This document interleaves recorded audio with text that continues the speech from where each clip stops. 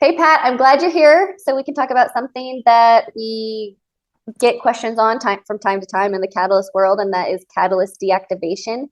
Specifically, I want to ask you about copper catalyst in syngas plants. So that could be in an ammonia plant, the LTS catalyst, or in a methanol plant, the methanol synthesis catalyst. Yeah, hi Karen. Glad to be back. And this is actually something I'm helping some of my customers troubleshoot right now. So fresh in my mind, and I'm glad you've identified the low temperature shift in methanol because the copper catalyst can be pretty sensitive. So what if a customer comes to ask you something, ask you about deactivation? I like to simplify things. So how do they first know that they're seeing catalyst deactivation, or what would they look for? So in an ammonia plant, where I spend most of my time, the low temperature shift or LTS reactor has TIs that are going down through the bed. And the water gas shift reaction is an exothermic reaction. So we expect the inlet to be the coldest point of the reactor. If you see that the TIs through the bed are starting to fall off and come back down closer to that inlet temperature faster than you would normally expect through your normal standard operation, then that's a sign that you might be having some more deactivation than standardly expected. In a methanol reactor where you don't have those TIs going through the bed, you might just see something like a loss of production. Okay, so if you see deactivation, or you've established that you have deactivation either through a loss in exotherm or other operating parameters, what is the first contaminant that we usually recommend that people check for?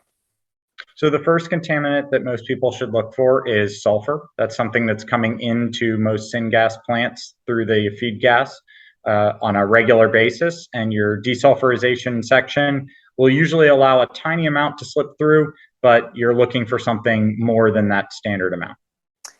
And so in this feed pretreatment section or desulfurization section where we're trying to take out the sulfur, how do you know that that section's operating correctly? Yeah, so the couple things we can check there. The first is just making sure that the catalysts are not getting too old and that the replacement schedule has been kept up, because these catalysts don't last forever, even though they're not really getting poisoned by the sulfur. We're also going to make sure that the catalyst is at the proper temperatures to achieve the reactions, and that there's enough hydrogen recycle coming back to fully treat all of the organic sulfurs that are coming in. Is there anything else that people are looking into in feed pretreatment sections at all to keep getting rid of Sure. sulfur? Yeah, so there's also a deep desulfurization catalyst that you can place in your desulfurization section. It's not really all that common in ammonia plants at the time, but I believe that it's a little bit more common in methanol plants.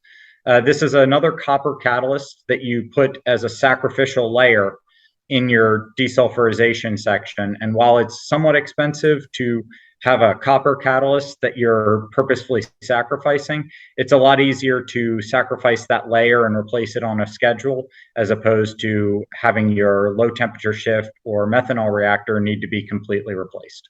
Awesome. Yeah, I think that deep desulfurization is something that is becoming more common in the methanol world, but still not something that a majority of people are using quite yet. So this is great information. I do have more questions about other contaminants, specifically chlorides, but I feel like we're kind of running short on time. So we'll save that for another discussion. And I really appreciate the time talking about deactivation, copper catalyst in syngas plants, and sulfur specifically. Great. Thanks for having me on. See you Thanks, again Pat. soon.